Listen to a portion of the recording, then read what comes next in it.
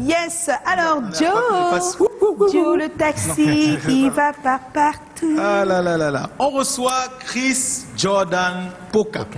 Alors, la conduite, maître chien, tu connais. La gestion de sénile, tu connais également. Les chiens d'appréhension, tu connais.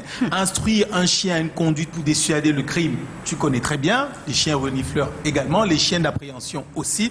Tu as fait les cours. Alors, comment est-ce qu'on peut te décrire? Éducateur, instructeur, formateur, déformateur? Non. Alors, la seule ligne qui peut décrire exactement ce que tu fais de toute ta vie, c'est un grand amoureux du meilleur ami de l'homme, le chien. Voilà. Donc, c'est pas mon ami. Il le sera bientôt. Non.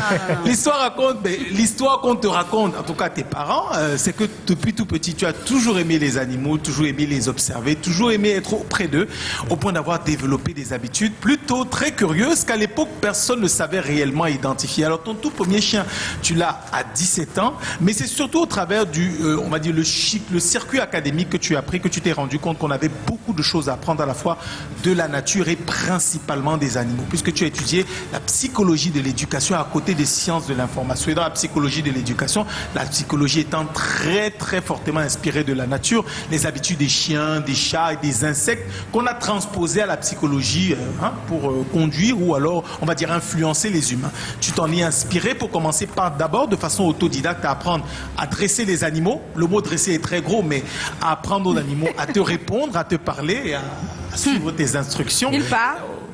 Oui, pour ceux qui veulent avoir de l'oreille pour les entendre.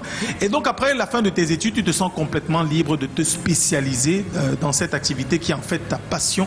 Et tu repères l'Afrique du Sud comme étant le hub, en tout cas le pays qui est le plus avancé sur le continent en termes d'éducation canine. Et c'est là-bas que tu vas apprendre. Et après avoir obtenu tes diplômes, donc ta passion, les diplômes et ton esprit d'entrepreneuriat ont formé naturellement l'International Canine Group, qui est en fait International Canine Group, qui est en fait ton grand groupe dans lequel tu mets plein de petites choses, par exemple et principalement ce que tu appelais ta petite université mobile, International Canine University.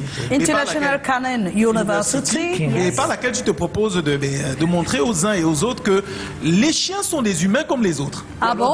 Oui, comment ça, des humains? Entre guillemets, que les chiens sont des humains comme les autres. Oui, que si tu sais regarder. C'est des animaux. Si tu sais les regarder, si tu sais les observer et les comprendre, tu vas te rendre compte que dans le chien, tu peux retrouver beaucoup de comportements qui sont assimilables à des comportements humains. Même avec le singe, mais ça ne fait pas de bien humain. Tout juste y faire attention. Et c'est pour ça que c'est justement une passion pour toi au quotidien, aux propriétaires de chiens, en tout cas aux personnes qui vivent ou qui travaillent avec les chiens, de leur montrer qu'en ayant quelques astuces et en une bonne formation, ils peuvent faire des choses merveilleuses et comprendre pourquoi en fait on dit du chien qu'il est le meilleur ami de l'homme. Pas le mien. Voilà. Bientôt.